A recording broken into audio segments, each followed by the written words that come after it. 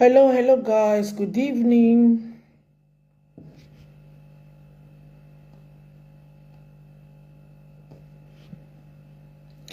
Good evening, everyone. How you guys doing?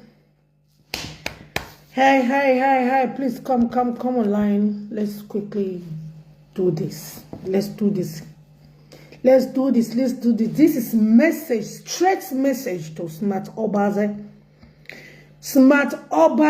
And to Edi Idaosa Oriomba conglomerate, aka Edo is not shining, aka Edo opposite of not shining, Edo is shining. Momo ni ari obo itege yana riari palace na wamme ona ya jula venedo. When you are obo le fese oba palace, you were guari. Tony kabaka no vio kama. If I tu biya de Tony bokere. Ori wo bona ri momo bona ri we ari gono nu ya baleke. Bezos ogyo ba where you be. And that ogyo ba you shall remain forever because oba when me bana mo ba madama to say. Ma to say we. E do se we. Oba tie boni ka ogwina. Okay, Gwyneni ka no swani no tukia no zuzu. L'arrêt Smart Obaze, comment sit dans hier au modant. Comment sit dans Smart Obaze? Smart Obaze e gbo mugwea.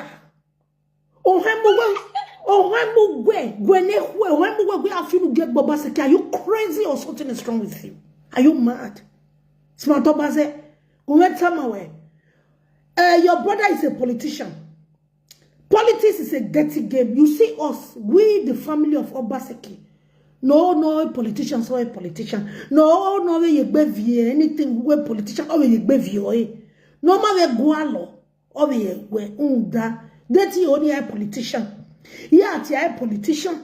There he got the politics. Gene, no bomek beune. Marivi Obaseki that don't choose a patore. Obaseki, governor, et non réassé, et God dit, ouais, quand c'est governor, ouais, mais on devrait son général jouer. Waneni, what's still at the droite, but not Obaseki, we made up for me. I may be with 70 only. Who were my 70? Who's your tongue when no lava? Because my big contract don't Obaseki sign with her. I've been not saying one. Oh, Bobby, are you crazy? When I get Obaseki, I have Bola Wegba, I have a Bola family Wegbe. Can I kiss you about Bola Wegbe at the family? Who bear a bit to? Are you crazy? They were not the moment my one come my wife, they were home. My will not tell you Yagatari. Obaseki was the best governor I have ever produced. One of the kids are showing that he was. What day, what day, but what Bemusa. I want to yaga no bagadi on the reason to Bonabasaki. I don't know Basaki in Canada. You all know ya Basaki, they don't go with picture. Or no, we are Basaki, Bobby. Are you crazy? Where Ben Basaki? I mean, anything name it in my name, Benny, Mama George, Mama Lawyer, Mama Tagras, Mama Taga. Okay? I mean, in my name, Benny. And we see we Jenny no web no ye gbemu gweni manya we are what so bo wo nu rima mo gbe manya obo mo na da bi na to mo sisu gbe o. Are you crazy? Who want to talk about what no Obaseki? Obaseki of Jabat one. He will have masana contract with Tabatia. We no tell no ri kon ya. E police of here who o mi go wo. We the machine na me go a politics you. I don't want it. You when me gbimaro awuwewa what about the governor no reas is a father is a title to the tax.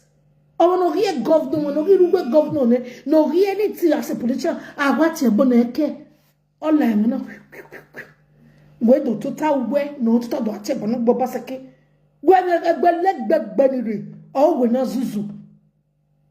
My go begging your Obaseki with my where be my do azuzu when was zuna we wash my way can see governor Egbima produce a governor or working OCA. Is the best governor Edo have ever produced.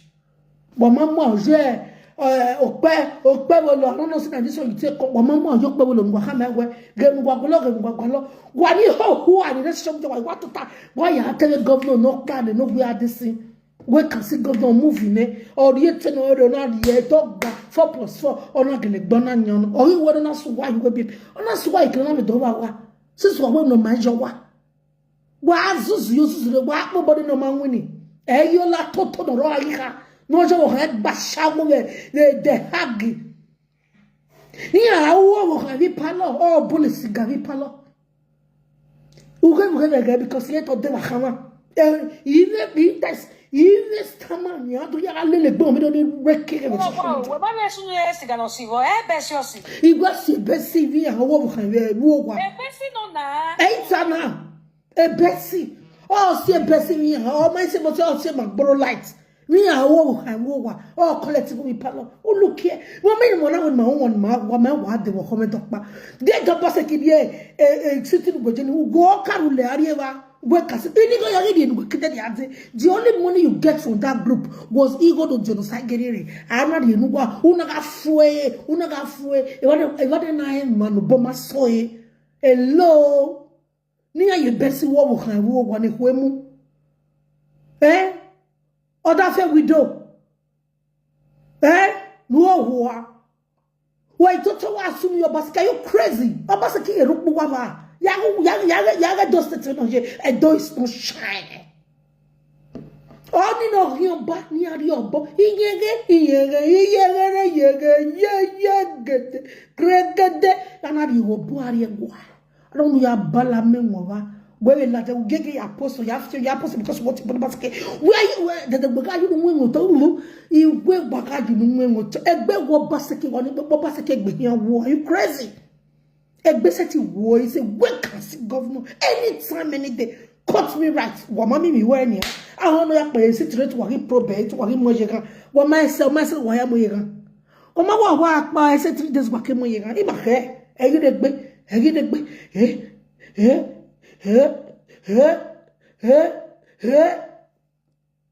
It's a vacancy governor, the best governor I have ever produced. When I went to tell Bono say, are you crazy? Something's wrong with you, smart. Smarty, who above you who was Zua? When my egg benos was Zua? Are you crazy? Are you mad? Or something is wrong with you? Camera, Kami joué. One go berak bijoué no kai. One sa go berak bijoué. We no go tiny. Go berak bijoué. Oh go berak bijoué. Oh go here must berak bijoué. Are you crazy? If you want to talk to Obaseki, you are very free to do that. Go and say government, say father. Go who God you no be around the get you no dey get benokere. I will come out for any fucking body. Are you crazy? Go beluwaya. Who are to war? Oh, how dare you? Gay. No man wuna no ya la Jamie there. La no boti. Are you crazy or boti? Who may no boti ya? E di mo fi no rion ba ne hwemu. No wo hwere. Unu mo go send you wona 60 children. Wo pasa ni ya father of many children. Ya go wo kan ya filo boyo hwewe wona. Oya de befie e Manchester ni ya mu na wodoni o hion bewe iga gagwadu wa Germany wana iga shuku we de mofi esagi we ma gboni oga esagi agbe kom di so wo yi mo shuku we o mayene o mo na mu me oni ofo wa mu me all the young men wa ma na mu ye mu me kwa I am ready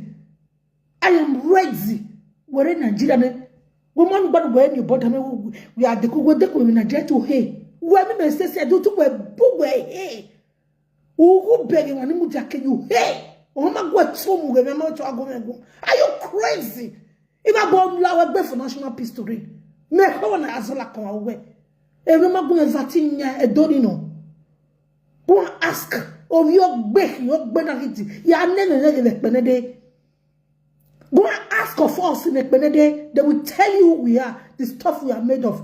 What song for national pictures? When you gear of your gear from a day start shining, now where shining. When in Denmark, tell them how to revise. Are you crazy?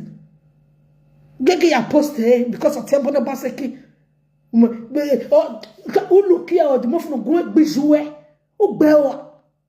A bon lara la joué of your booty. What bear?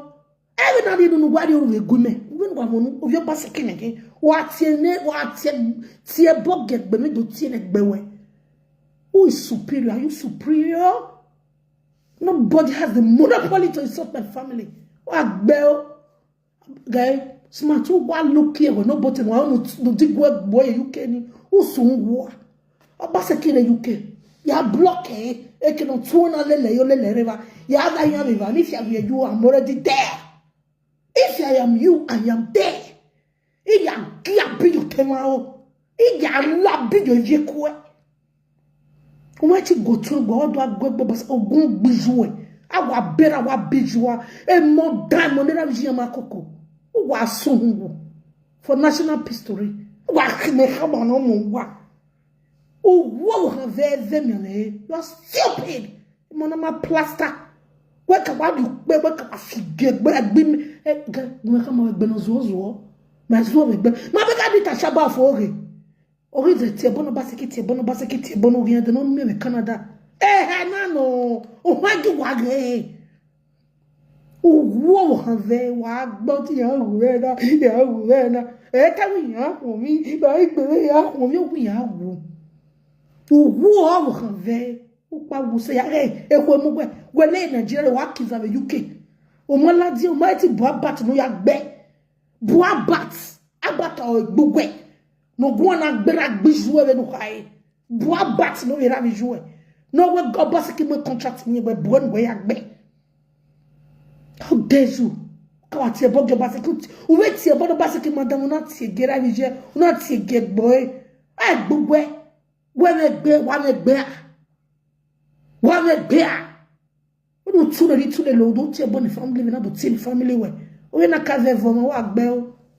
On a on a dit, are you stupid?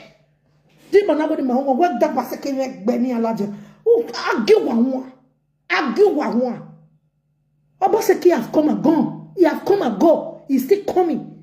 The next sitting will hear beggar. Obaseki will be the next president of Nigeria. Federal. What so? What two? Why is it two? What two? Please don't put up my screen for me. You are born like smart. Smart no ho. We don't care whatever Obaseki is doing on the network. Doesn't have anything to do with us. Well, may not sure. Over Timena governor, we make my back up in Nigeria, I don't do that location in ma. We keep walking. You will never know. You are stupid. You plaster. Money ho.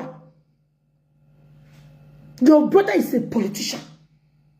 Or my care, or we have energy, a being a dark being. Then why are you crying? Oh, halfway, Mama saw Bobo, but I read the movie. Gay, who are you, Mumba, tomorrow? I report over however. The Comu, man. A report, a drag, a bread, you bobo, who are one of the Manchester, it will be picture of you. Oh, the movie. Elmo Botse. Nera dig here, can you just ho? Oh, then the Dennis Naladian, well, do I governor? That got to work by Viva, I will not know. When you there, one I don't know, posty, or even when must call oh, man, ni balletic batio Romawe. Eh? Ni balletic batio Romawe. Mude. Ni balletic batio Romawe. Mude. What won't do? Nequemu. Yarewe, oh, who are you'll be a tenor. Oh, Jegod. Oh, j'ai got de Belgium and Melissa High. Oh, j'ai got de Belgium, j'ai got de Holland. Stupid people, scallywa, silly people of the same feather.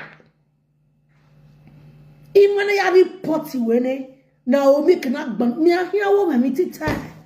Imu paro. Unza, ma wana me de quick ben one or my joma who are bewa. You think I'm afraid of you fucking people? I am not afraid of you people. Go and look at Nigeria today. Yeah, again, only small boy, small navy, and soldier, a navy kek. Oh, where Mr. Wiki, did that call you a fool? I never said that. Small thing, of this house for some way, any kind of way, Bombasiki at Yabona, or the Bombelua. Or Basiki way governor, and Wama winner was here. What facing no young winner? You supposed to go and face Okbewolo.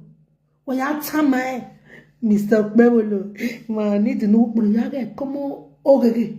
You giving me a believe whatever. You giving if I need believe why. You get on one year, they bring up people today. 1 year, not be slaughter. A slaughter and not slaughter when not born. What my next in social media. They will you back here money. You have one body going no money, don't no money. I didn't get here. I will a woman watching ya daily part nearly once. What Zua, mighty Soviet book, your federal. What do I go? And if anything happened to anything happened to your father and your mother, do you have a father? Do you have a mother? Your brother have chosen his pathway. Politics is a dirty game. Haven't you heard it? Dirty is dirty. Or we in Nigeria, UK, or a land of better, and wherever, go and meet him and labi your own and drag him inside and see la wa. Oh my God. Oh, we are born like the when a bed bring up yagan wakere. A bed kita, a bed carrier go to born.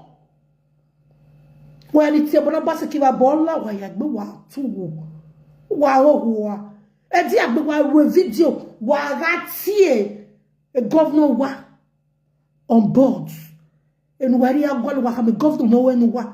All Basaki have come and rain and gone. And is coming back with truth. The return of Basaki is going to be bad boost. It's going to just say and wake all of you up with the sleep. And I will come and help you to drag the Ivie Eriyo. What bell? All receive handicapé. Y'a soke. No, yakaba. La reste que no yakaba. Wa receive figure di capelle Germany. E be wana una we UK una amigo wodo. E buero le wona. E buero e. Ya drag we. Ya oluwe na police ho. Ya oluwe. E boni jouer uni tolen. E boni jouer uni ni jouer na ka fele bamet le Spain. Ni jouer na ka fele bamet le Spain. Ni miawu we na. And it's what you're failing now. We're respected. The market nothing one away. You got book away boy and bulwa. You can't do anything. If a block like you are big one elite, no dog bashaw will spend no man blow or man make you a boy for national peace today. Or soon. What bell, what ledia, what ledia, and the most woman are you, but we Baba Sakino face a reality show where face a reality life for who. A reality governor who was facing. Your brother is the deputy. Abia you see a deputy. Tamen we gonna do be all yakin well. Why we born on Basaki with one little no Basaki? Recently we got little no Basaki. What Basaki is the best governor I do have ever produced. I don't bear my hair. I do delete any. Who delete her? Otano will delete her. Who go Basiki is the best governor? Who go do is not shining? Who ya the care way? Who know when? Who ya the care way? Who know it's okay? Go yeah, oh yeah, it's okay, it's okay, it's okay. Who get? It's okay, kaba. Woman, guy, what the fuck? No, a demofi, aka Orionba, international #1 worldwide, you know. Orion Barre de Mofiji, and Erini, and Lion Retebiten, Tebiten, is an Orion Bar of the whole universe. Every house are supposed to be an Orion Bar. They will doctor a deco. If not, Benny, you walk you turn up belly. Are you crazy? I don't know if you body is one big body around. Oh, man. No ya poster smart no maze. No who are the UK. Nera gbogbo ni je gbogbo of Nigeria.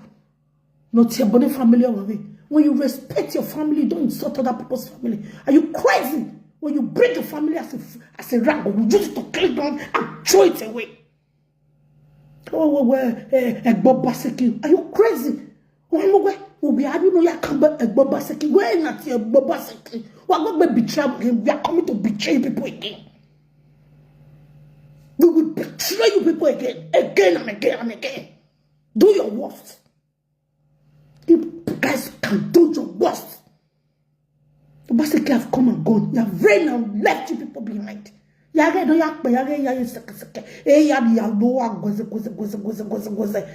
write home about. Obaseki is the best governor so far Edo have ever produced. In the time of history. Is the best governor. Is working and see you. Wow, you oh,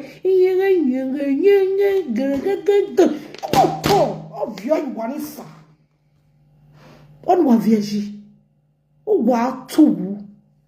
Oh, wa hian tubu. Egba Basekini is the best egbe so far in the whole universe. I went to Basekini egbe. God born na jane na irene. What ye? Ekiati yakbiko ena la diamo na. What ye yakbiko ena la diamo. Aso agbel zera bonera la jouer bi. Si su wenera go ma valora bi jouer ni mi ango agbe bogbera bi jouer. Wow. Era Baseki jo Baseki ihu iju wenu abi hu eramo. Eru we jokode, eri mani no jokore ne. We betray him. We agree, Makoyo. What will you bang him, Makoyo? Eh? What will you bang him, Makoyo, Marie? Why here, one of your babu? Why here? What said Babasakia? What said Babasakia? What do you mean? No, Homiru?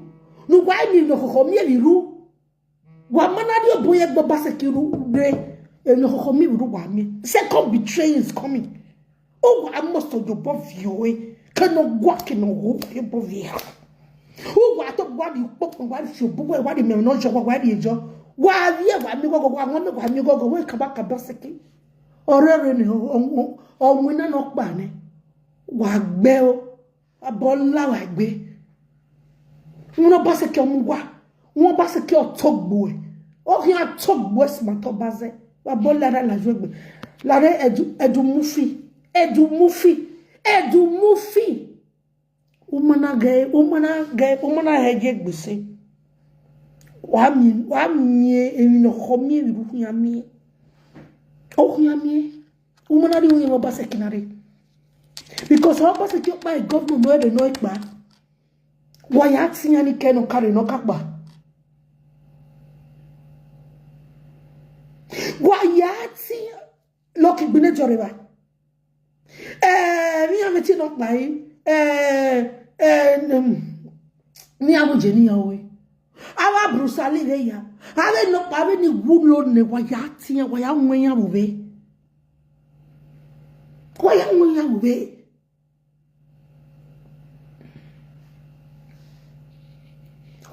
bobe ede wa gbe wa video obaseki this obaseki that obaseki this obaseki ogun gbogbo ya ogun gbaze no ma ni gbe smart wa look here who wa look here wa go be do feel get Baseki mi awe ya I will make sure your I see your back.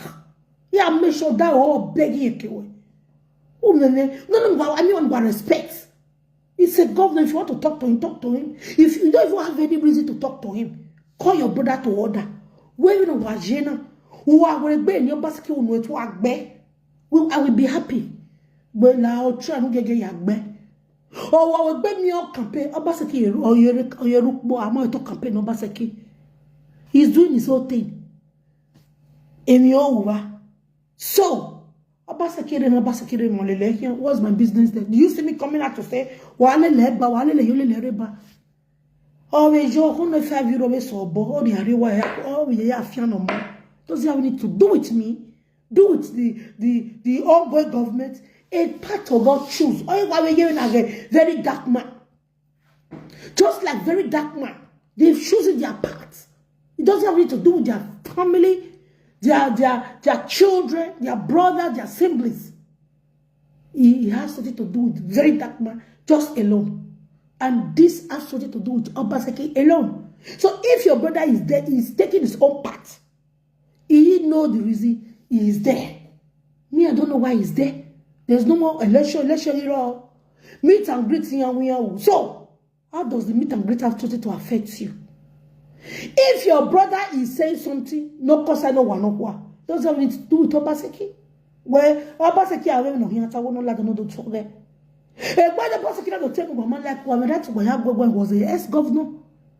And because what you were going, well, we had to believe your Obaseki, how dare you? How where? One in my respected Abijuba for everyone is woman say, in a Zekaviwe, I'm all when I had a lot of. So what's in a woman of a iye-eki? When a Obaseki ladian, he was ladian for national peace to ring. Give me by. Genegire. Wagimune Bugamu, Genegire. To Baseki Megbe, Genegire. Get Bobaseki, get Bobaseki. Then who hear me? Wamiu?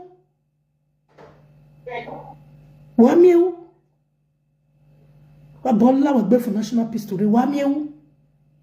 How dare you? How dare you? Wagavijoname. Oh, what do I tell you? No, family of Baseki. Oh, I'm where? When I be family, when I in her, oh, Baseki, Borri no, when me a man of Bibiya, Unane Caragajo, who Borri no, Babaseki, Borri no, Wagatao, who Borri no, you were Cassie governor, who Borri no, where I never saw the Yasayam, who Borri no. Wagage, Ubari no, Bobaseki, Ubari no, Mana Bobaseki, the way can see family. Waga vie for national peace to ring. Wa took here, no mi boya to. The most when we not there, Obewe International, when we not there, oh yeah, when I tell wake. Walking with payslip. Have you ever walked with payslip? Show us your payslip. And after you tell your baby mama, is sokenovie akaba. Is sokenovie akaba. Tiere no do mama payslip ore. Like husband, like wife. Like obewe husband. Una ya mwe matiti kwa la javena. Uma igwa itami vie dowe. I matiti kwa lumula jega woga amwe ni bere. Wona ni hawe. This is the matiti kwa. But my white time where why do you one name and ya any matiti ya quarter for you not here? What have you do tie? Again, you bet the make. If I know, oh, how not Betsy, baby mamma. Where say you couldn't have one man and go and be story my later. Story in a picture again, my picture. In a picture again. Imani Bella Jana, no, yeah, Billy Picture Laja, even if you wanted to Haranya. There, where you go here, Ladia, you go walking Matiti, or you mean you go with be not tell those saga, not tell no drag. Now, when I own to go drag Ladia, you make an IP where you magio. And what time you are not soon with audio player, my 10 years to go, your audio is still with me, the aka. In the year, there are no time with Bobo Himatiti. Wa soon for national peace to Revani Hoa, Wama Bibata, Wama see, Wama Geo, no, you see, no, Roge. Good evening. Binamaya, it's so What for national peace to reign? Cause eh? How dare you, Smatobaze? How dare you? How dare you? Oh, Wahala Dey, umaiti ya gbotun Smatobaze, umaiti ya gbotun eh? Umaiti gbotun when the family of Basiki lads, who look here, ekita, who gay, it remember Mama who say, everybody try. Don't try it. Go and talk to your brother. You have got to a guan, eh? You have got to a guan. Mama bege, no basiki with your two sign. What no basiki ya hama where you have few gedona, yagbona, and your girl. And we wanna do apologize. See, you got to and we do that for you. Because you won't go basiki. Overa vijemeno. So, ina mo sutie bo gera vijemene. Ya we do atie gera vijue. So la ya itlo nwe ye pakpo. Izenye yo ibolenye you go nwe itso ipakpo. Izakaro do you we ehia ya fidera vijue degbe. Don't do that. Try it. Don't ever try it. Wa te bono basekidi do answer we. Tiene when the glass of Wayavi, when can see governor no Tiene. He's a father. Who are you brother, you get a visionary, you family, I will come out for you. Oh, you be that person. What be your body? Anything you think you belong in this life, we have it in our family. Ma wa like bear. I mean the man like bear. Anything we think we belong to, ma we like bear. Wahala Dey ati ebony family obase ko woni malaje kiri mariage mo pa a crowd only me one night stadium o ball na agbe stadium ni mo be nya only me one night stadium for Obaseki family utuwu enu cinema we gbonu you better stop it o wa ban cause wona see any name we better ban emu sini o ban oh, you are your to a ball. Yagare, listen, Jeric Bolaria do. Bolaria gua. Bolaria gua. Or Bolaria anywhere. Don't make sure, boss. In fact, I don't want to hear boss name in your mouth. You wait to hear 2 weeks back. You are born in yo. You are do your federal visual on daily basis. When you were saga, when I got your message today, now very good. What when in my life, when a boba sekilada, I'm not afraid of you. Will never be afraid of any fucking body. Based on who you are. Or whatever you represent. You cannot be about you.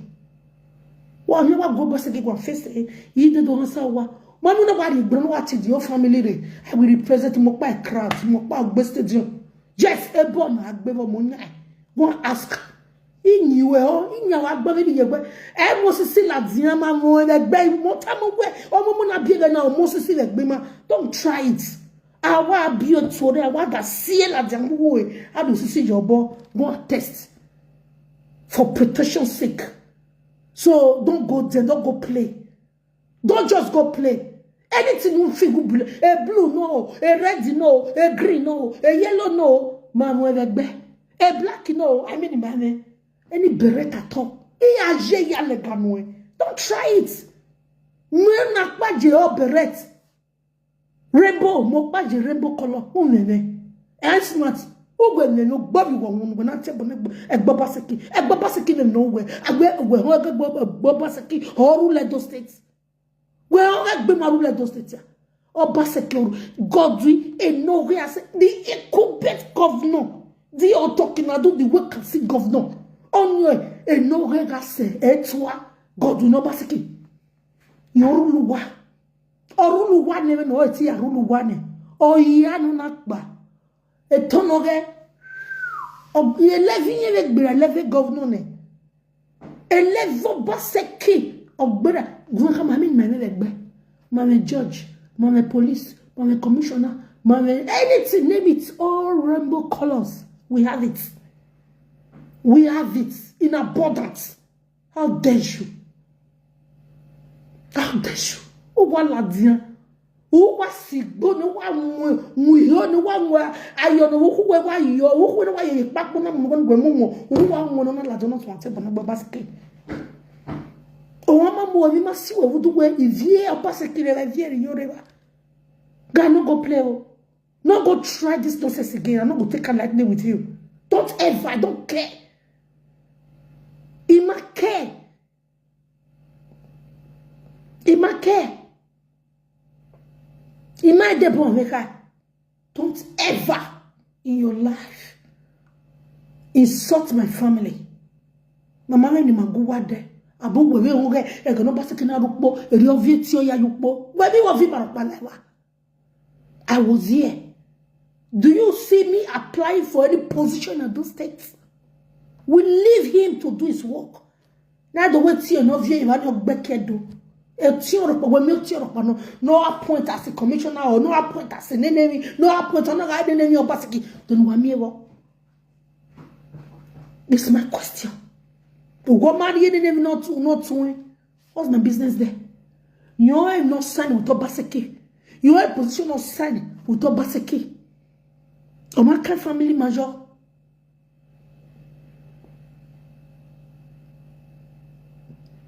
Or my family major.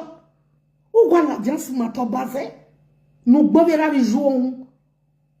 Nous benamera vira vijoun. Mais nous y atie de Obaseki. Ou go berak bije. Et you go berak bijoué. How dare you? Yo mato. Nya bokpa ma wo se iga go gbe mi gbe vidoni. Ya gbedi mo fifo. Idi o heri no gbalegbe wana. E piche wa mo ye bo han mu na me Manchester. Istikai wana. I molia, I bunia, I destroy a piece of wana. I me show destroy. I destroy no ya vie here.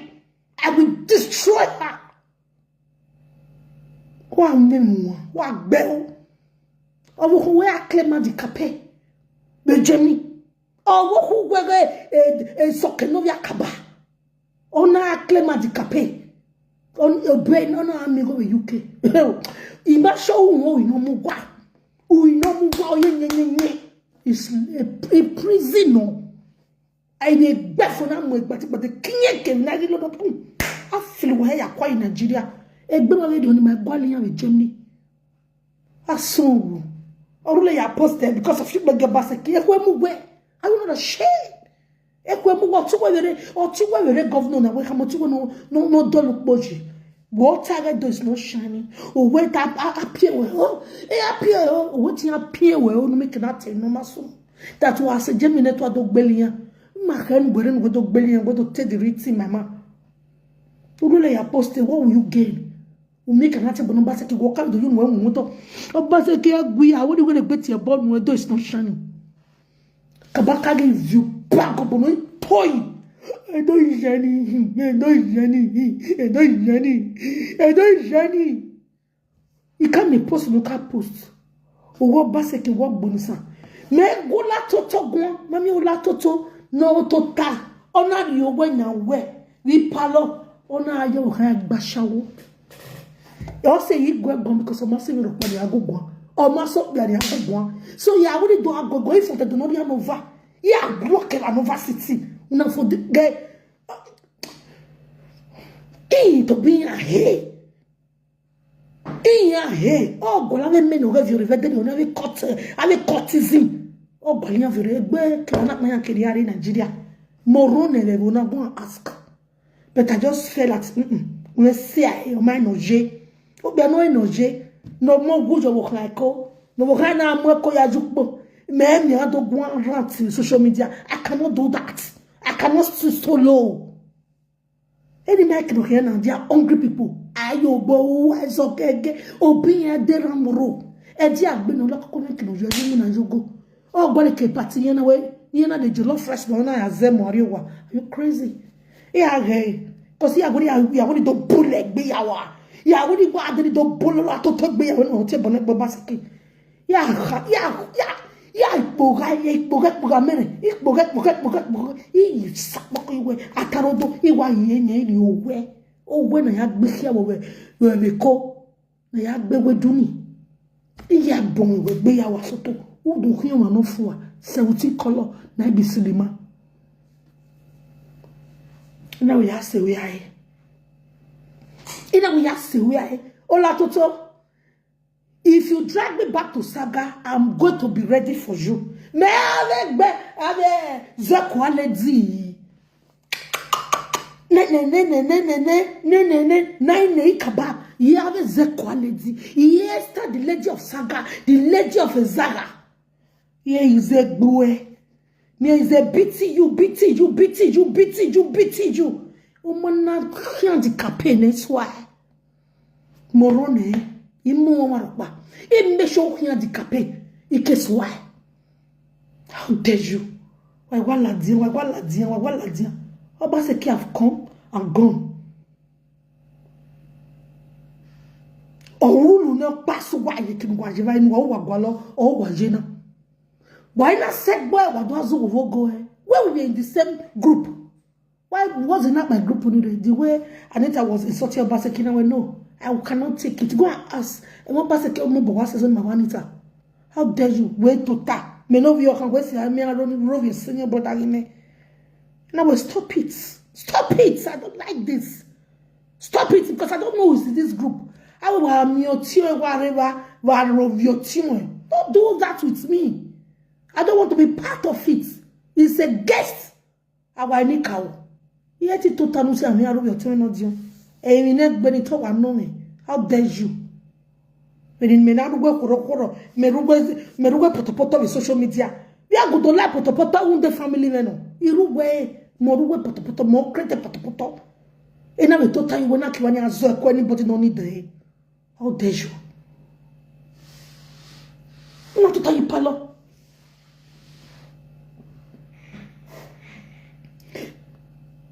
Just so when I send that video, we go play. We go play that video to remind him so that he can shut up. Shut up there. We look keep quiet. Dear what but to talk. That's able. Abasaki. Agaba. Agba be trogo. When a bear. And all that to no you hand bashawo. He will fit. He fit day. Faith Scandinavia, only a bebogi. Oh, we walk by like you already and I was 70 soon. Oh, when Yamia. Oh, where Jay. A big boy won't. Ola Coco. No war. No two. Eh? No two. When I have here, you want to do Sagiri with group. Unu waga go near why ha? Be whining. Kugwe, Kemana, Bishop. Ked ebunebun unenea unu no ya gege ya kat no body na chasago ni wa yo chasago ni wa wa nena ga mi ati jenu sage o ri gorire jenu sage ri gorire we do ati ebun gbogbo seki. Don't try it again. Ya wigi we sagan mami weti zo Igala dia eya miehunye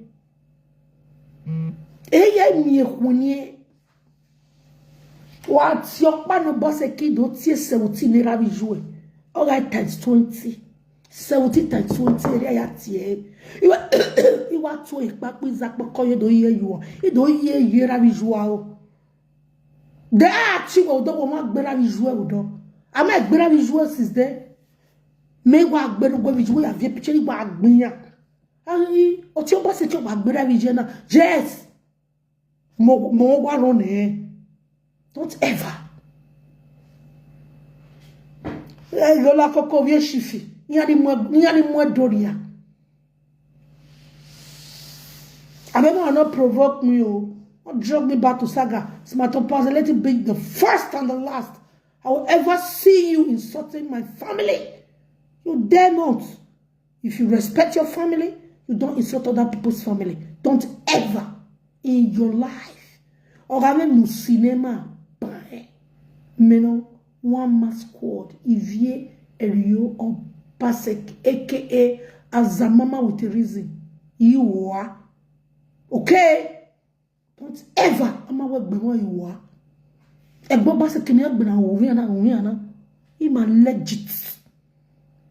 Ma yi na gbenu kwa kere ima legit. Omo bore woni to fe you body so.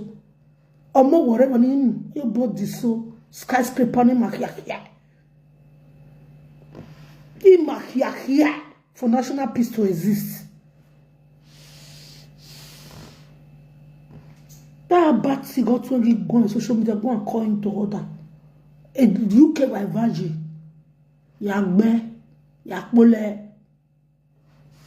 And anybody yagbe ragbijwe. Kabaka lads, you know what's say here yagbe ragbijwe. Mommy, you crazy. My lovely people, you know say when you reach time to go bed, I go my bed, go sleep. Now this thing I wake me. Say better. Oh, born in the glove, Gina. Na ya bubino, ubia bubio do bia mere. Yeah, imagine I national, the way I labiju by viekwe. The vera said, "Lamo boy, ya na even ya na do ya slap one pana. Ya when ye your body, you will make I love you."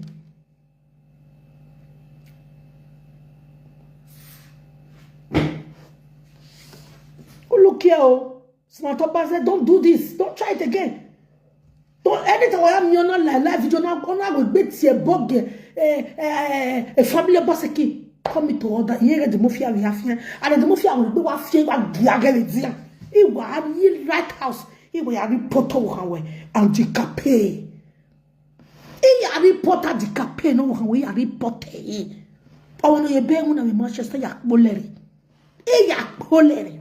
Yak drag yak twig. Egre yage bod me yebon nguna ni ya wogu no akana we beni we gunya sisi no nya gune edo eni me ono ruwa soke ni hu eni ono ruwa awolo ye be nguna ni umana ruwa nwa imana kama no lowe lawene your heart will not calm down so that I don't have a be soke wo do we dia no do tame the German government say ne be nguna we logo yawo. No, do you attack the German government? A reason the beg winner the Manchester. They wanna claim the cape with them. Wanna amigo with them. Wow, iye-eki. Ya here iye-eki. Iye-eki because when worry ya zeni waze. Ya lelu wawo. Ya lelu wawo. Won ba se ki otogbowa. E won gbo ba se ki otogbowa. Were mani no ri awa ni o ki otogbowa. O ri unu gbera wa no magu egbon. O ya ti e boge family. O gbe gbo pa se keke no se ke no rame. O go gun gbera gbije. La seriously we go na gbera gbije. O gun gbera gbije smart obaze. Hello. Iwo a gbera gbije. A gbe na gbera gbije. For national history. We make na dosi si no UK are Nigeria no ya fear odo. O no UK fear no over ya in Nigeria. O no UK fear no do va me be wana.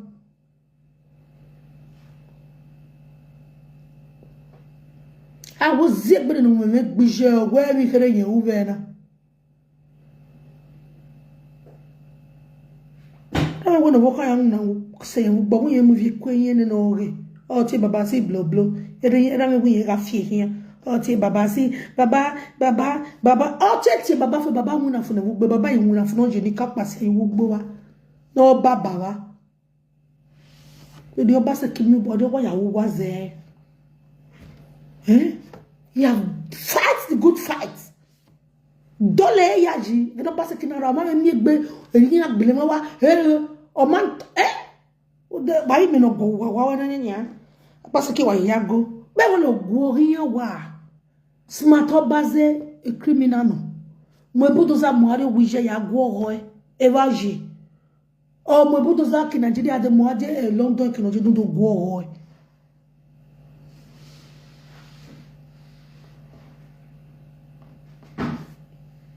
How dare you? When you pass ke when ya woni aladi. Aladi ne. Wo nwe me we na. Abeti me kesi me to kan. Iwa mi yege, iwa mi boya mi yege. Iwa mi boya mi yege. Munu wa mamu he.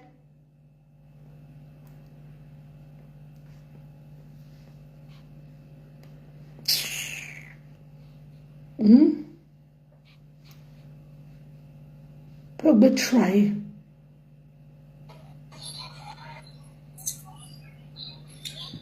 Afana. I do. I want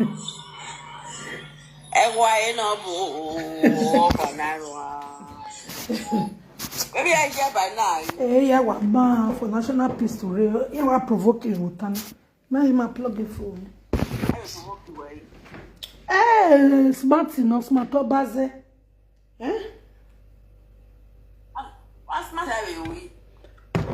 Oh, well, the what's one way but family baseki. Man, no woman going there. Where yeah. Otie, man, no what you. So, ne baseki la diana so I'm more good better for what? About what can baseki? Abaseki don't really know, but I know we are what's here. I see as what I be a lot of Rahika, no, I am. Obaseki, yes, governor, Baba, your high. Oh, go back budget. Oh, where Abaseki go back budget. Abaseki, why here? Hija. Egypt, Daniel, Egypt, me. What Baseki, what are you talking? Seki go. One of your go baseki river, but all no go back budget. A baseki, I cannot second or I'm go belly for what now? Oh, tia river, the one of your tia.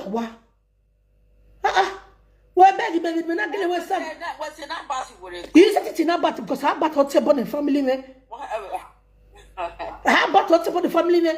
Or what's about the family man. Now it's not two with it. But can about to settle a general where if you why they cost my papa, cost my mama, it Bobby. It was Bobby. It was because we were about 20 Bonera region. So I don't like that. We're not familiar, so we might have your day. Igwa boy matter no concern me gwa. Ime na tie era me makama me we. Dame gwa. Mori kabo we dame o. Ime kria na vio. O makane. O wo pase ki ga rule we beg wo do fi manetio ya via location marokpa. We otie na we aroro na otie na we me wo fi marokpa leba. We me tie rokpa bi bania. Maya e wo ko pase ki we. Where? Jamie meje, sister call. Very meje nani Jamie meje. Ya, mere Jamie. Wo basa kingu maybe mekpa Jamie na renari Nigeria. Ina ya tota. Ina wo basa kisi wini neni ya. Do via location in Maya netwe. Maya Jamie ni bunwo Jamie mayaji. Eso Italy, eso America, eso de Canada no jo wa red marokpa. Where Doria location in Mamarapa Majowa. So why would what's the whatever? I've been at it in your view. Who were here? Who baseki? The family as Mavani of Georgia. Here can you have your governor? Can you have one of your gorgon of your body? Abaseki Rupo. One of here no ya go. Oh no more Budozariva. Abi or Amware. One no more Budozabu Choki. Of Violati Fetting of your motor of Yari cannot heke. Because he's not the real God, he's not the ruling governor. They should leave Obaseki alone. Ha!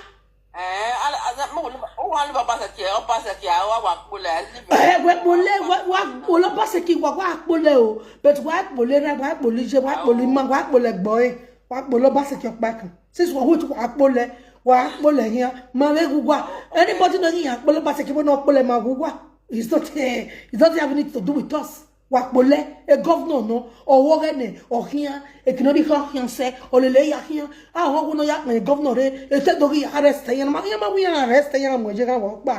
In my head, or my second way I'm with her. And then more was an ambassador yesterday, here another night.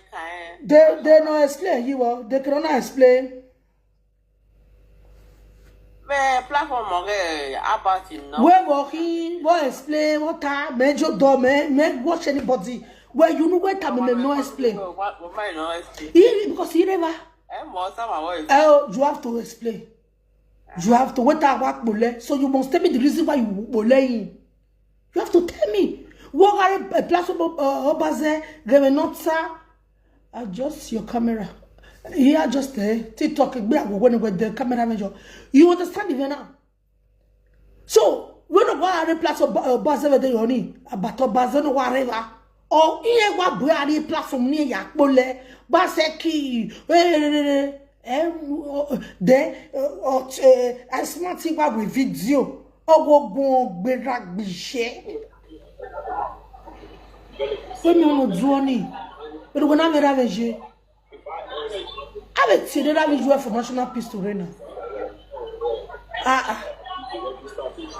Hello. Hello. Hello. Hello, Annie.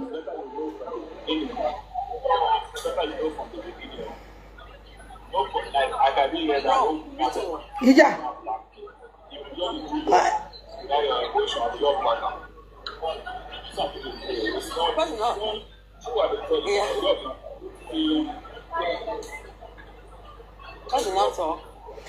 Talk now. I want to follow me. I want to follow Baseki.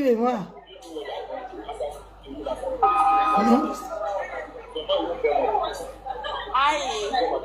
La Gumet no say hi.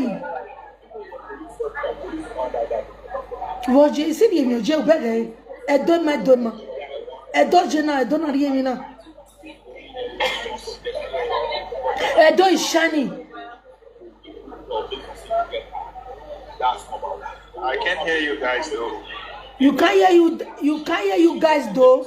How manage? You are in a club place. The place is noisy. In a restaurant. Eh? Oh, why in matter? Eh?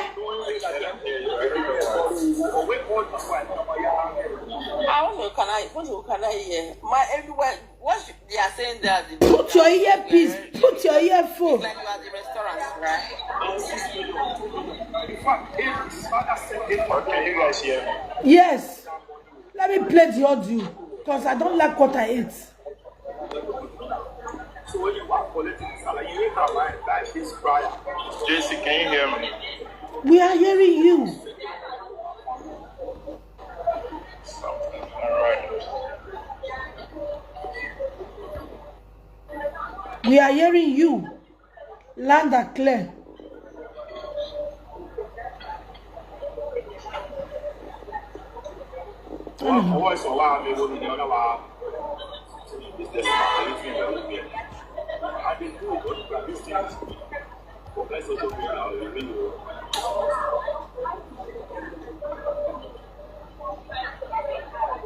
Let's listen to.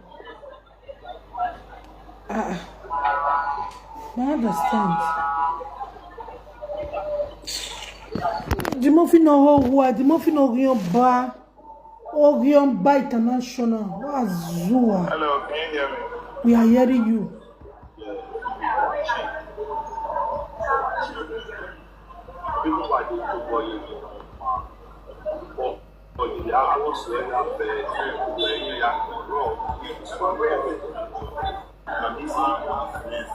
Oh, we are delete here.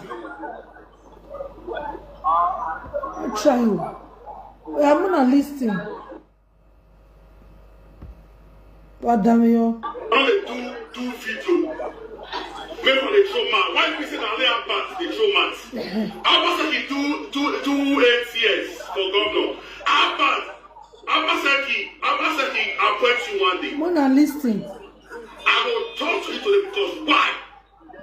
I don't want me to go put my mama and mama when I leave for us. I don't want me to go put them for trouble. And the only thing I said, all your politicians and your mama when you do so, we don't say you one day. Now, as I talk and that they say, he said we not say you one day. All this year, you do so may not go affect my papa and my mama where I live in Nigeria. Eh? Not be you say my accomplice, so listen. What is it? I did talk to Facebook. Go today. I for do Please share this video, guys. Because sometimes now my live video I like to go for my garage. But today go today. Hey,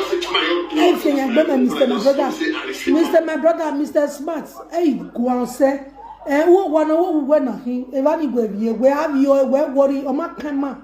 or hole we were potopoto, or Makama, where we were potopoto.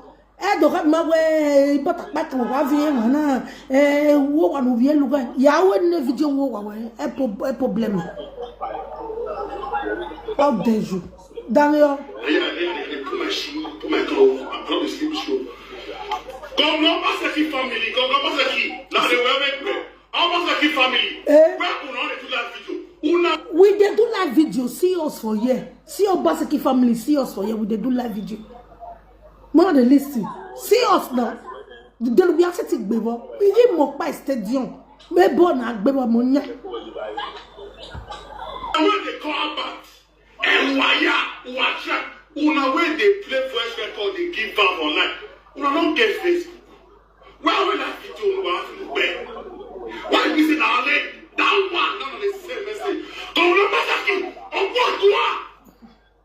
Ogo Masaki. Ogo keep Masaki family. Don't know Masaki. Ogo kill. Ogo Ume. Don't know Masaki. Ogo kill. Wow. You dey use that boy to the central. When you get governor 8 years, did you appoint that boy? Talk back. Did you appoint him? Look at cars he's using in UK. A dead house. Does he have a house in UK? Yes, I know. But he's still climbing. I don't know every day. Now, when you make they don't comment. You feel share. But don't come comment for here. I don't like him. Not to hide me, not just to come out. You understand? I be that showman. I love my family so much. If I see them not clear, Oba talk to him. He said, Oba. No, son. Now Oba side me there. Oba Masaki. Oba talk to him. He said, come and come. Oba Masaki. Wa go. Ogo family Masaki. Dale, our Masaki na de wa membe. E ti Masaki wo lare wa gbina. Our Masaki don do governor come on for Edo State. Ani anti we dey there. Na go party. No show mole na do show ngwa no do show wa aruba na bloko shege bloko system. Ama yare do State vani. Eye control do State na ye gbona.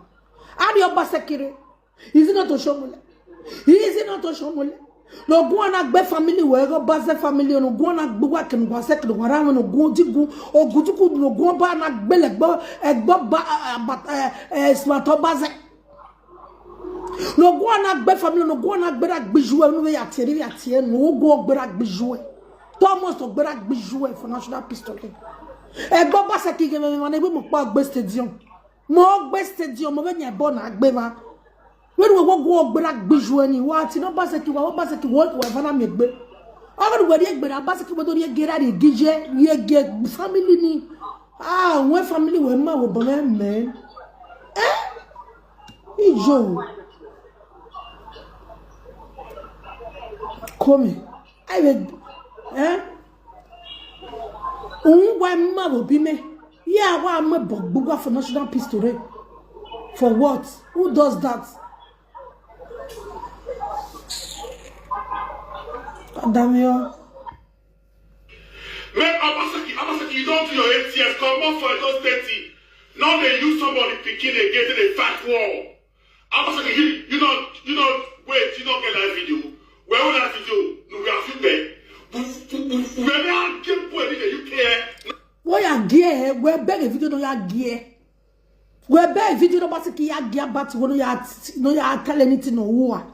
And not bati no war. Abaseki magie e na bati wu owo and 8 years o ya do ekini in Nigeria mommy we were so vera visual where UK we release please go and meet him there yakpole yagbenu gbelawa go and beat him and drag him inside. Wait yeah Abaseki oh we buru betini o make no say e make no dey Mr. my brother e dey gbowo Oba to bola di. Oda hamuwa we do we sanya meni agba yin agbina. when I hear bona wa ma respect wa gbe wa see ke wa te wa feel no be why see by I stand for ba I said why is when you buy ke wo na wa ga is when you buy yo wa ga is when you buy yo oba se ki gba ni we ka modo pa if ya be you and we are go na no je me wo ma bega video na di mo fi we de oni ah well wagia wa loche wagia open name is going to be a revenue to Edo we ma water owo ye ga se je wo ti yan aboluwa ya gbe wa owe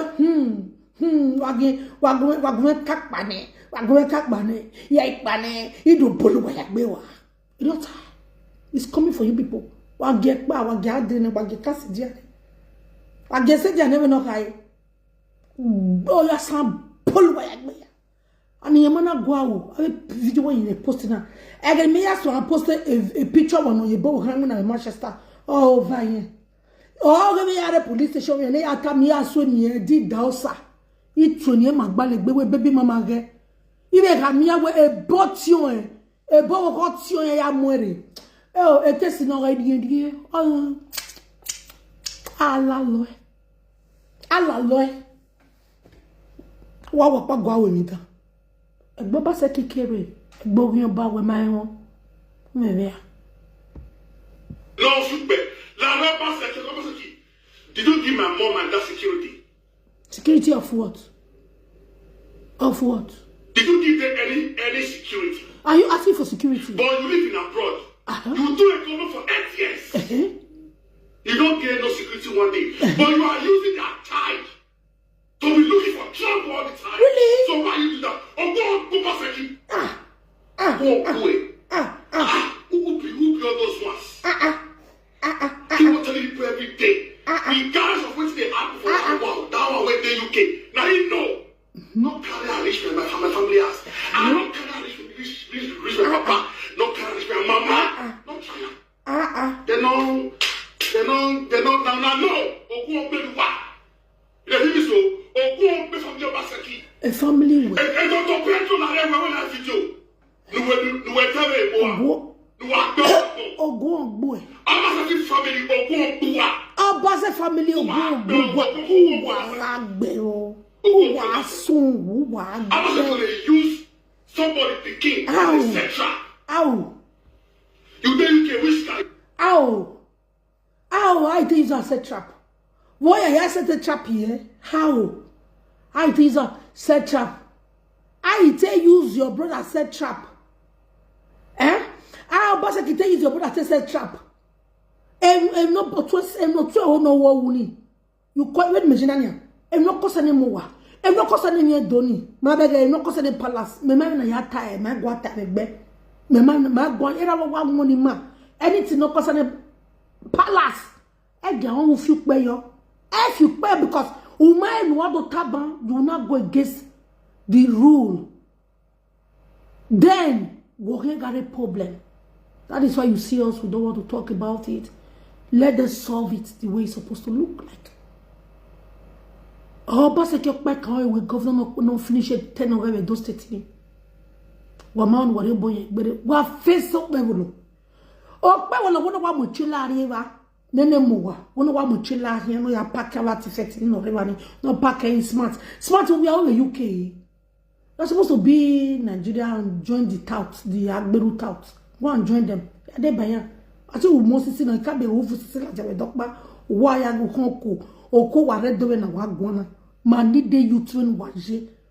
Eda wa ya mudi Udawe palace. Have you see you wife wa me ya honko no roto na. Or wa are the slavery road. Or are you mo ma bege wa ya ni ga nene emogwa me nene emogwa no gwa kan. Ibega we boss ni ajo popo wonbo. Iye wuyan ya gbebo wa. Ale foreign name mi agi ture mi agi to ta wa mi wuyan. Mi agi rewe gwawe. You say wana. E won ni jo popo ma ri begi yan.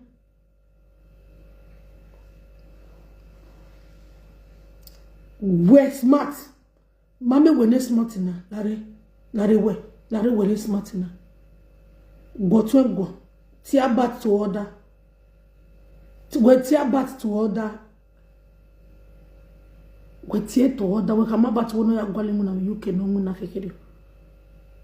Owi mu na no mo go ya rieda mu na na bati go ya rieda mu na na bati go ani.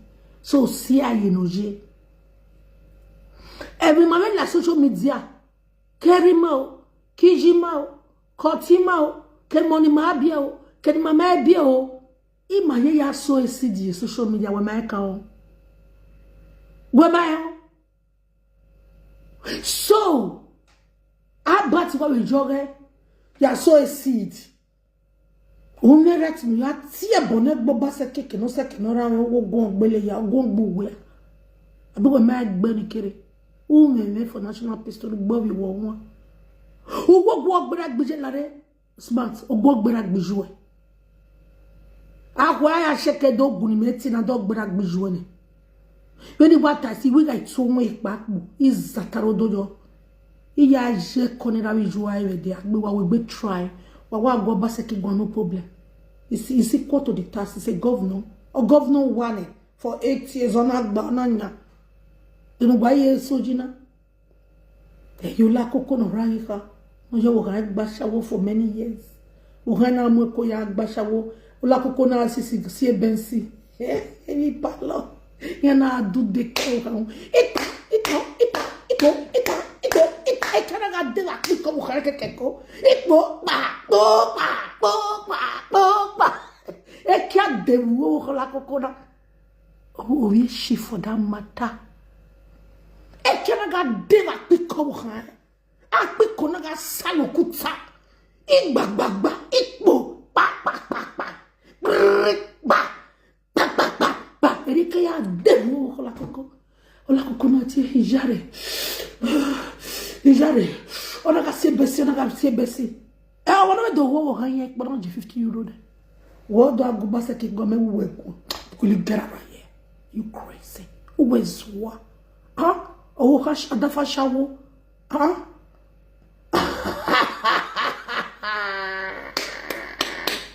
o da fa shawo no haga ye ko ya gba shawo Bell. The bon lara la shwegbe. Laris matobazo we are away boy. No buy no water nasi. We are away bo. What are you doing? Will you get out of here? You're supposed to be doing togri.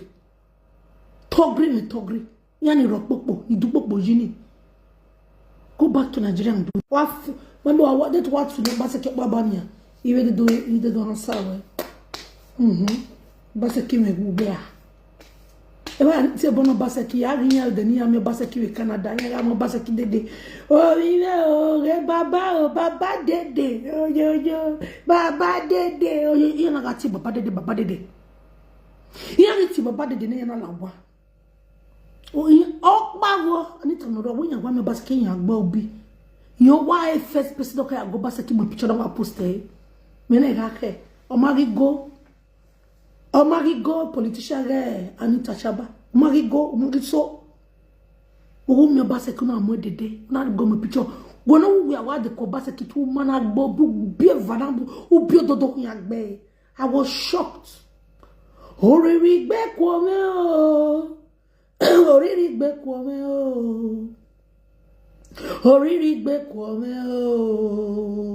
ina dogevi na nitau oriri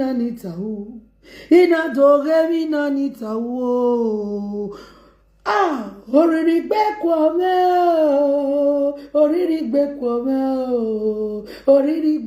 me o owi yan wa mi o ba se ki wo de ubi ya tota yo iho aginya picture ni megigena Anita Wabaseki onagatie domo baba hey gabege oma we my bubi. Do you know the meaning of Obaseki family? And you are still going to family of Obaseki. Are you crazy? Do you know how we the family of Obaseki? Do you know how we have worked hard in our brother we have? 8 years of Obaseki. Did you see us there? When me boy we bani we mayana do apok nozi, mayana do you work palo to Obaseki the allocation ima. We say give it to Edo people. We don't want it. You think if me, somebody like me, wanted to go to Nigeria and say, allocate me for 8 years, there is somebody here who in a hospital for what? We don't tell that governor, I pack my teeth, a bird, the mafia, I will not tell her my way. This is not a regime of brother. It's a regime of the Edolites. Oh yeah. Udumofi, or what Nigeria na gonna. Oh, Kiza, from Edo is not shining to Edo is shining. Or Mubiabo, toy. And if you know where it. When the Tony Kabakati Bobby, when if you know where it. About taking a few Bobby. I'm more sure we are not a mudia. Oh, be your dog boy, una one megua.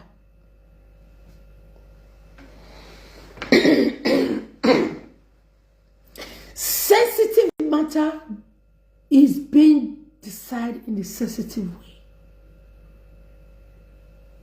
Matter of palace, governor, because there are regime where come here time or money you did or money that we just go on my government saying what going on now. Now we go. Let it be the first and last. You will ever trauma to my family. Don't ever do that. I try. Okay? I love you amazing people. Why I always say for national peace to reign. I make a video because I have to. Because when you are smart, you have to come out and apologize. If not there, when I apologize to the family of Obaseki. Worldwide, no here. Do atie bonera vi jouer wo. Eti bata. Ya wa we do atie bonera vi jouer. Ya atie no yotobo. No go poster. Because only no dia na mi. Almighty poster e bibi mama ge. No when you wo vigin, you wo kon vigin. Ya go vigin na you wo kan ya kututu tomorrow ni tawa me na ya pin ya wa ya mi aya sick ni eje. Abo je go de mi na gana su go. Smart Obaze, yes, this is Smart Obaze. Hey, I'm worried. Hey, I have brought Smart Obaze to my platform. Welcome, Smart Obaze. When I tell bonnet family me, when I tell bonnet family me, no I tell but listen to yourself. Yeah, bullet the mafia. If you say that child that country say, in a fact, say your officer see, they play your fat for 1 million years, you don't succeed. See you. We shall say that you want to keep the and don't take freedom. And if you don't want to, now they know. Your woman not there inside market, you go dey fight for inside market. I don't know all those people when they hype you, they don't go do video. But they will say question, oh yeah, but here we video. Where we get a video, so who not guess this? This show where they go, so nobody there with you. I don't send you. I don't cash anybody. Cash it for my past. My brother, where my brother, you are. Borrivier. Eravio wa Borrivier. Vera rivière. The message is going to be clear today. Obaseki family, well, we are not do video. Seriously. Maybe they show mat. Why people say that they are parts, they show mat. Obaseki do 8 years for governor. Obaseki appoint you one day. I will talk to you today because why? I don't want me to go prove my mama and mama when I live for us. I don't want me to go put them for trouble. And the only thing I said, we don't say you one day. Now, after I talk and that they say, now because of you, I did talk for Facebook. Go today, I'll for do this live video for my carriage because sometimes now my live video I like do one for my carriage, but today because go to the outside. I just say my own do one for this my room when I just come and say I sleep on home. My clothes, I promise to show. Awe baba ma you go when I was there on future. Come no Obaseki family, come no Obaseki. Now they will make bread. Obaseki and that they say now because of you, I did When I listen, Facebook. I listen to this party, they sweet me. Go today. I'll do this live video for my carriage because sometimes now my live video I like one for my carriage. But today because go today outside. Just sit my own door for this my room when I just stop and say I sleep on. I put my shit. When I sleep there. Governor Basaki family, Governor Basaki. Now they were make Basaki family. Where una do that video? Una where they come back. And wire, una where they play voice record, they give out online. Una don't get Facebook. Yeah, man. Where will that video look better? Where Tony man? Why is it that one? None of the same message. Governor Basaki, Ogo Basaki, Ogo keep Basaki family. Governor Basaki, Ogo kill you. Yeah, family. Ogo Bue. Governor Basaki, Ogo kill you. Abase. Abase. After 8 years of ruling. They use that boy till they set trap. Ow. When you take governor 8 years, did you appoint that boy? Talk back. Did you appoint him? Look at Canada is using in UK. But then out. Does he have a house in UK? That's why it's no. But he's still fighting for no sense. No sense thing. How do you mean? No sense thing, they throw mats. How do you They're mean? going to call you. They do followers. How do you mean? They do followers. How They do look you who mean? they feel. That's like How do you mean? I don't know people every day. Now what you make they know they comment. You feel share. But don't come comment for here. I don't like them. Not to hide me, not just you come out. Like, seriously? No understand. I be that show man. I love my family so much. If I see me not clear, Oba and talk He say. Oba na Oba. No understand. Now Oba side me day. Oba Basaki. Oba na Oba. You know, he say. Come and come. This is your room, fine. Oba Basaki. Oh. A family joue, a family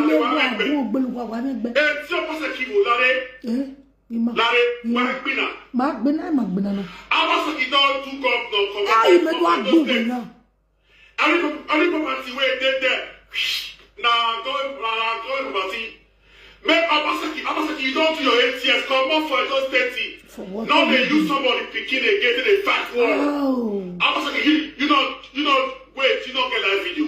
Where will that video? We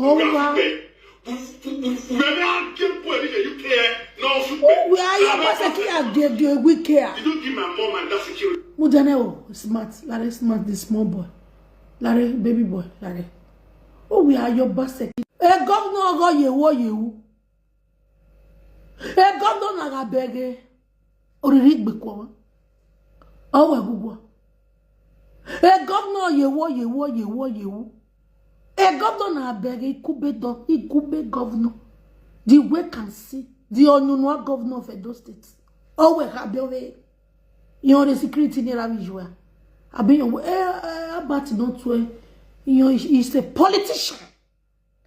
He's a politician. Well, maybe no travel le plane.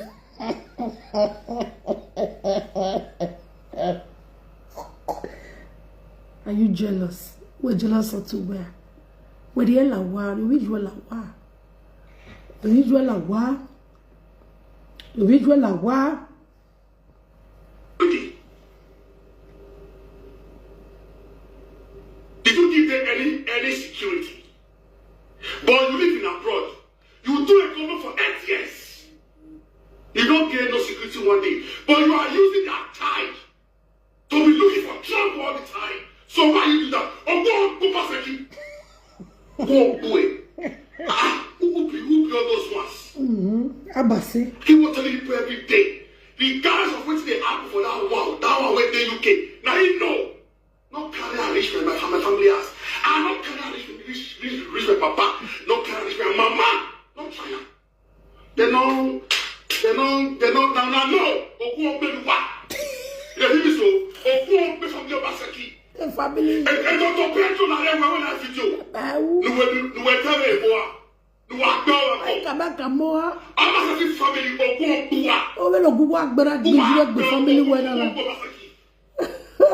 Basaki. What do you have to use somebody picking? How? How? You dey UK, which guy they use? I was like, if you must really love you, love the dog in a fight. I fella Ali Kula to fight fish, waiting they do am. If you say that child na country say, in a fight, say your office succeed. They play, you fight for 1 million years, you don't succeed. Okay. See you. We shall say that you want to give the those people freedom. And if you don't want freedom, now they know. Your woman on the Eastern market, you will fight for Eastern market. I don't know all those people when they hype you, they know what do video. He say if they don't want free it though, like they know that your video, we need to go plug Bluetooth, put for ring road. We'll play this video, give you ring road. Maybe they call listen to you. Maybe we see whether they will give you a siba, whether I slap, they will slap you during this video. A video where we might make sense. What you about that? All your bag here, and a do bag guy. Or no what bamuse. Or be man with my bag, it toggle mose. It didn't know what do, and I tea yemeno. I yemeno. So, where you're going waiting, and we get kayak beru work bijuene. Oguna na beru work bujuwe bani on here was say. Be family we have family of bazek and no second orame. Oguna agbele ya bania. Most ogun ban oro. Yes. Ogun ban oro no my legend for 700 years na do mu legend do. Ahia kati no kaya agbera gbijuwe. Ogbele family we have for peke. Because video when we not make sense. Make sense, my dear Mr. My brother. Make sense. I don't tie no with it. My personal issue. My personal brief. My wife personal brief. My wife brief. But a family menu do see John. Family of Basset can look back. Also na buya say. And do come was old wala but I be your what vera nya will be jimmy. I wait no. Ya can't boy Mr. My brother can do no way walking. I been matter away I can wear the otrola wa. The abatila wa. Abat with Bassakinya refokba. Here be bed up. Look here. I go baby Mr.